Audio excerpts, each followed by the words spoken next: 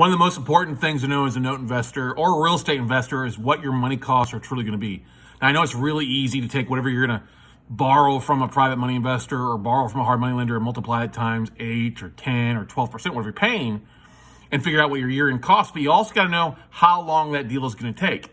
Now, like if I'm buying notes in Texas, Georgia, or other fast foreclosure states, if I calculate my purchase price plus foreclosure costs and then adding my year of interest on that, I'm actually over-calculating my interest payments because it may only take 3 to 6 months, not a year. Now, of course, if I have to rehab the property, that's a different story. But if I can foreclose in the next 90 days because it's a fast foreclosure state or the foreclosure process already started, then my money costs are going to be a whole lot less because I can return my capital or the capital back to my investor and realize my profit. Now, if it's in a longer foreclosure state like Illinois or Florida, then a full year, you definitely need to keep that in there. But it's also important to always inquire about where they are in the foreclosure time frame. Have demand letters been sent?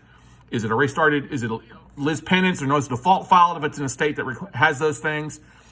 Is there a demand letter that's getting ready to expire, is already expired? What's the process? Where are they truly at in the legal process? Is there an attorney on there that's already starting a letter? Have you already started to go that route? Because that will speed things along versus it not being started and you got to start that process rocking and rolling. Another thing to inquire about, if it is in the foreclosure process, has the foreclosure costs or attorney costs been paid already? Or have they not been paid? That's a definitely important thing. But knowing these costs, knowing your money costs, can help you dramatically bid much more accurately. Instead of underbidding because you think you've got all this extra cost, you may lose a deal for just a few $1,000s because you're being too conservative and you didn't know your costs for it to be a 6-month deal, a 1-year deal, or 1 year and beyond. So it's always important to know your money costs.